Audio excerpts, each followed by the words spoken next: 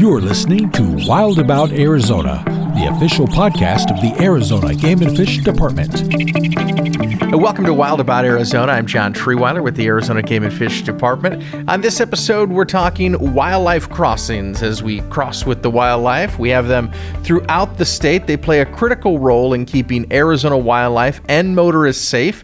If you traveled across Arizona, you've probably driven under one or by one and maybe didn't even know it. Jeff Gagnon is with us, a statewide connectivity biologist with the Arizona Game and Fish Department. Jeff, thanks for being with us. You're welcome. First of all, tell us a little about what you do here at Game and Fish and your role. So I started working with Game and Fish back in 1997, so I've been here for quite a few years. About 20 years ago, or a little more than that, I started getting into the connectivity, habitat connectivity and wildlife vehicle collision reduction projects. And so we started putting in wildlife crossings for animals back in about 2000, and we started kind of building from there, and the program's kind of grown as far as being able to do connectivity here in Arizona for wildlife species. So this is pretty fascinating for people that don't know or realize it, and we legitimately have special crossings for wildlife to get safely across highways here in Arizona. Other states do this. They're kind of hidden or built into the environment, but they really play a really critical role in keeping wild animals safe and keeping motorists on the highways safe as well, right, Jeff? Yeah, so the wildlife crossings themselves we'll see in various parts of Arizona and the United States and the world. They're starting to become more and more popular. And what they do is they allow animals to safely cross the road, so they'll go over or under the road, which allows the animals and the vehicles to avoid each other that way. They can still travel from point A to point B and wherever they need to go and be able to not have any collisions. And one of the key components of that, the wildlife crossings, is the fencing. The fencing is really what keeps the animals off of the road, and the fencing guides the animals to the wildlife crossings so that they're funneled, in essence, to the wildlife crossings. They'll go under or over the road. And then, but if there were no fencing, then they would just go right by the wildlife crossings. And if there were no wildlife crossings, then they would try to find ways through the fencing. So you have to have fencing and wildlife crossings to make that system work properly. Well, I think it's so cool, and you must hear it all the time, that people don't know that we have these in Arizona, don't know that they do this, because they are kind of blended into the environment. It would just normally looks like a normal overpass, but there's no cars up there. It's all for animals. Yeah, in some instances, we're even able to take like what would be where water would flow, and instead of having a small culvert there, we would put in a bridge that would accommodate both water and wildlife. So from a motorist perspective, you wouldn't even know the difference. And that's how a lot of the wildlife crossings are, is they'll just be under the road, you'll go over them and won't even know you crossed them. For example, on State Route 260, and it's about a 17-mile stretch of road, we have about 17 wildlife crossings, and most people don't even know they're crossing over those when they're driving through there. And then as far as the overpasses go, they're a little bit more obvious because they go over the road. In some cases, you might notice them, and it might look like a bridge to nowhere, but they were placed there specifically for wildlife to be able to cross the road at those locations. And wildlife, I mean, they use them. Yeah, definitely. Examples would be State Route 260. When we had our cameras up monitoring those structures, we had 10,000 animals cross those structures. Wow. 6,000 or 7,000 of those were elk, and they still continue to use those more and more. The Bighorn sheep crossings up near Hoover Dam, we had over 6,000 sheep crossings when we stopped monitoring those. And so once the animals find them, it becomes a generational thing, and they start to increase over time. And there are thousands and thousands of animals using wildlife crossings in Arizona as we speak. Why is it so important that we invest in this and that we have these wildlife crossings? So you touched on the safety aspect. Obviously, there's a motorist safety aspect where if someone hits an animal, it can hurt them, cause property damage. On the other side of that, though, there's also the large-scale ecological processes that things like roads and development can block. And so animals need to be able to travel from point A to point B for migration, for water, for food, for survival, essentially. And so what the wildlife crossings do is allow these animals to be able to live on their entire landscape that they had pretty much before human development. And so they're able to, you picture yourself, if you're living in a large community and you're able to go to the grocery store and buy groceries, now all of a sudden there's a wall put in between you and the grocery store, and you have to go to the local convenience store. It gets harder to survive, and then if you put another wall between you and the local convenience store, pretty much you're stuck in your own house trying to survive. And habitat fragmentation, at a statewide level, this is happening as roads go in and roads are upgraded. Animals can't cross anymore. So these wildlife crossings allow them to be able to move freely across the landscape and be able to survive easier that way. Well, and we talk about the safety aspect as it too, because if an animal is on the roadway and a collision does happen with a vehicle, that's a pretty serious crash usually with the speed involved and the size of the animal, and obviously something we want to avoid happening. Yeah, and that particularly with elk in northern Arizona, they're the largest of our animals that people hit, and they're most likely to cause injury or serious injury or property damage. But even some of the smaller animals, people tend to sometimes swerve away from them, and they'll actually hit another vehicle or hit a tree or roll over, and those injuries can be serious as well. So being able to keep animals off the road is very important for motor safety. And how long have you been doing this, Jeff? Since the early 2000s? Yeah, so pretty much right around 2000 is when I really started working on the wildlife crossing end of things here for Arizona Game and Fish. You don't do this alone. I mean, I know you work with a number of partner agencies throughout the state, and ADOT is a big partner. Talk to us about some of those partnerships and just why they're so critical in helping make these wildlife crossings a success. Right, that's a great question, because sometimes I forget to bring that up. But you mentioned ADOT. They're probably one of our key partners in being able to deal with wildlife and roads here in Arizona. But it kind of starts at all different levels. Basically, we work with the Federal Highways Administration to be able to do some of these projects. We're working with the Department of Interior on a secretarial order project where we're looking at migrations across the western United States, including Arizona. And then as you started getting to a smaller scale, that would still be almost a cross-border scale. We work with the Park Service, we work with the Forest Service on projects, and we need their support as well to be able to get some of these projects done. As you get down even maybe a little bit smaller, you get into the county-wide projects like the Regional Transportation Authority of Pima County is a good example, where we've built wildlife crossings down in Pima County for various species down there. And you get into even the city levels, like we work with the city of Scottsdale, like on the McDowell Mountain area for mule deer and other species connectivity, and it gets down to every level can help with this, and we need every level to help with it, and Game and Fish can't do it themselves. And we also start getting into the nonprofits and that are out there, and the NGOs, like for example the Coalition for Sonoran Desert Protection, or even the Arizona Antelope Foundation. So there's a lot of entities that help us out and are involved, and I always risk mentioning some, but that's just an example of it. But a huge amount of effort from a lot of these entities to get some of this stuff done. Well, it sounds like you got a lot there, and I mean, I think it just goes to showcase just how important this is. This, like you said, this isn't just a Game and Fish initiative. There's a lot of agencies, a lot of folks that are working to keep animals and the public safe. Right.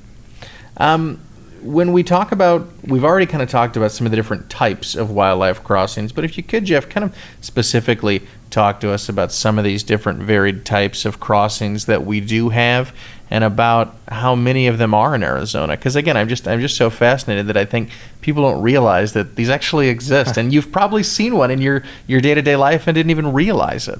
Yeah, and so the types of structures we have for wildlife crossings are generally depends on how you look at it. The actual structures themselves, like we have overpasses and underpasses. Those are the key types of wildlife crossings that are built, into the road. And overpasses obviously allow animals to go over the highway and continue their whatever path that they had. We'll sometimes put those in with GPS collar data to tell where those crossings go.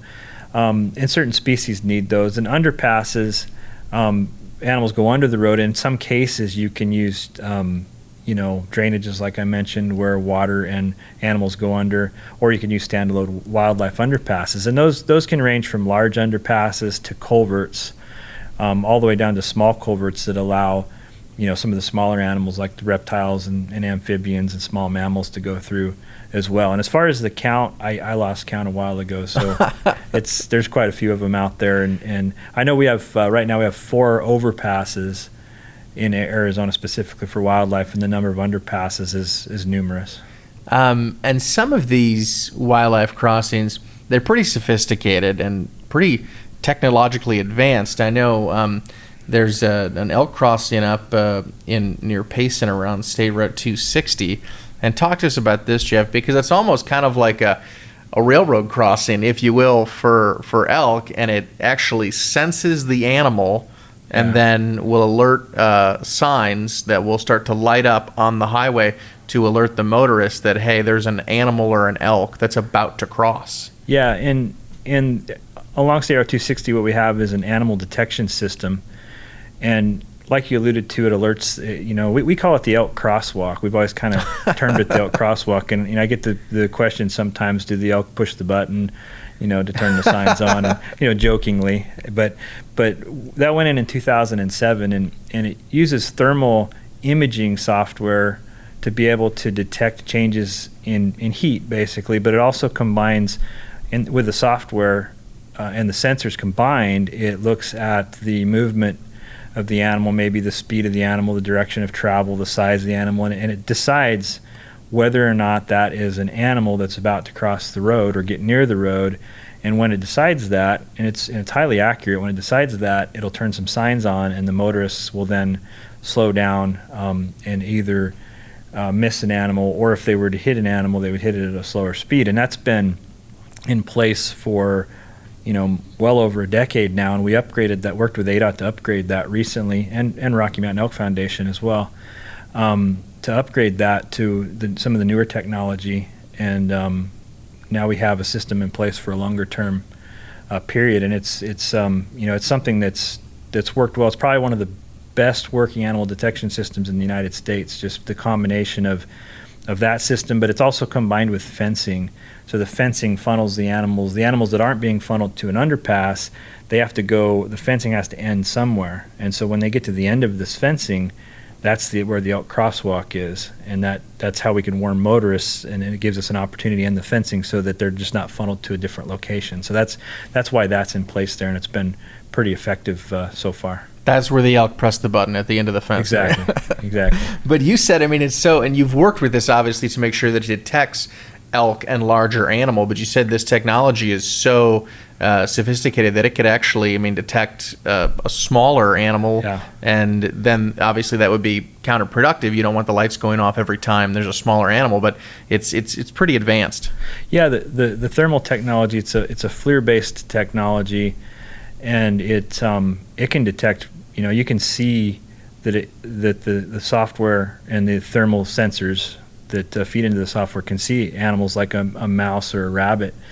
And if you work with the software, you can upgrade it or upsize the detection to where it detects something that may be more of a safety concern. So like you alluded to, if we had birds and mice and rabbits setting it off, the signs would go off all the time and people would begin to ignore it. So we have to kind of fine tune it so that it fits the situation.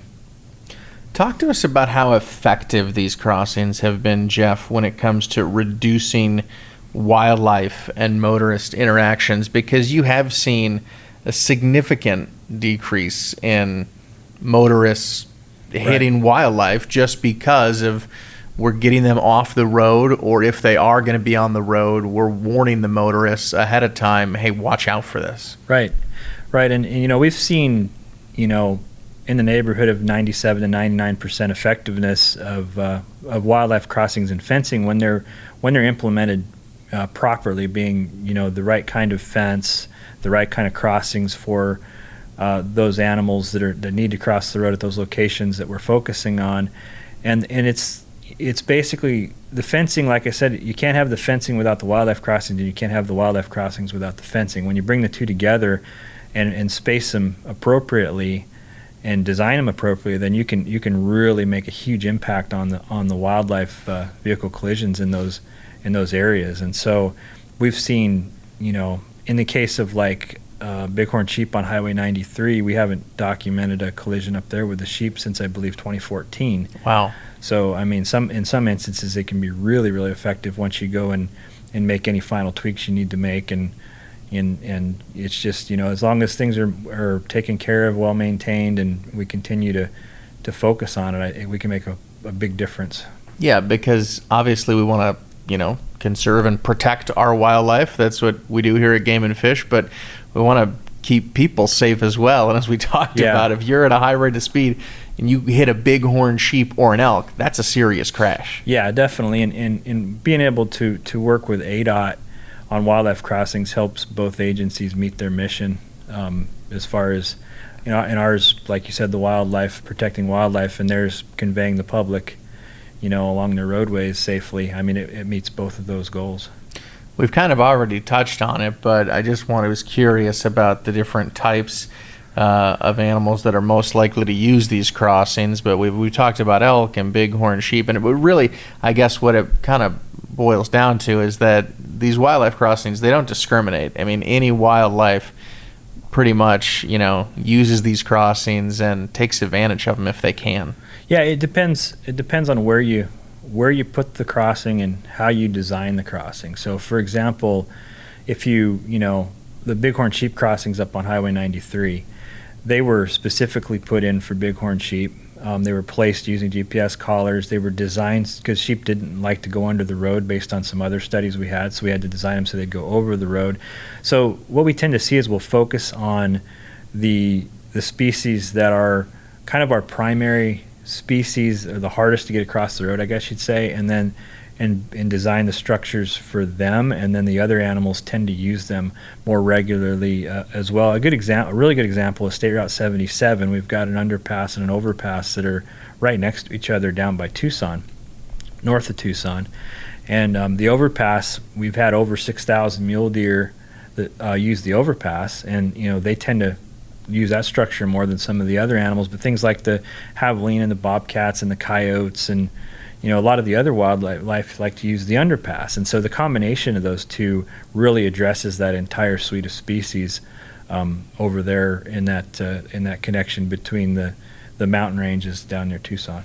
Kind of one comes, the others will follow, maybe. Yeah, and we do see that. Like, we'll see in the first few years of a wildlife crossing, we might see a couple hundred crossings, but then by the third or fourth year, we'll be in the thousands usually. It's a really quickly, I guess in the whole scheme of things, it's a quick learning curve, but it still takes a few years. But then once they get it down, they become used regularly.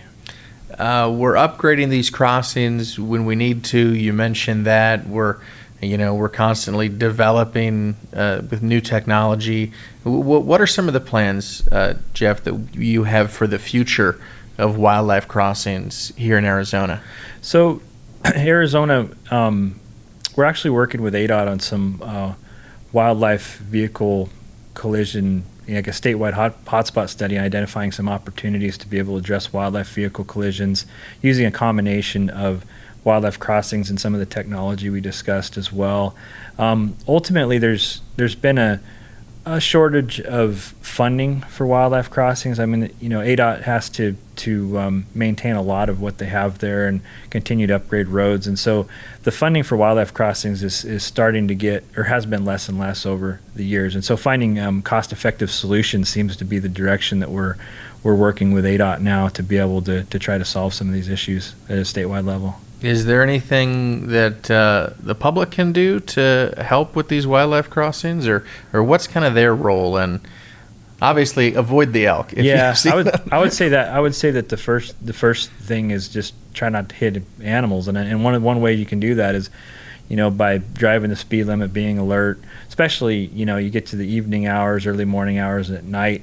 Some of those roads have animals all over them, and so being being pretty careful there, but also just learning about, what we're doing out there and understanding it. We get a lot of, folks that'll say, well, these things cost a lot of money, so why are we doing it if it costs a lot of money? And my response to them is, if it was your own family member or friend that was hurt or injured or worse in an accident with wildlife, you probably wouldn't be, quite asking the same question. So we really quickly can justify the cost of these as thousands and thousands of animals are crossing the road. So just being able to understand that and convey a positive message helps for us too. Well, and also if the collision rate is down, you said 97 and 99%. That's pretty impressive. Yeah, that definitely helps our case, and it helps us be able to move forward and continue to do this kind of work. Because if we didn't have that kind of success, then we wouldn't still be going. Well, and now hopefully when people see those elk lights flashing near Payson, they know what's going on. Or if they see the bridge to nowhere, as you call it, out by the Hoover Dam, they know, hey, there might be some bighorn sheep up there. Yeah, and they very well could be at that time, because there's a lot of them that use it. Well, Wildlife Crossings in Arizona. Jeff, thanks so much for joining us. Thanks for your time, and thanks for telling us more about it. You're welcome. Thanks for listening. Visit us online at www.azgfd.gov.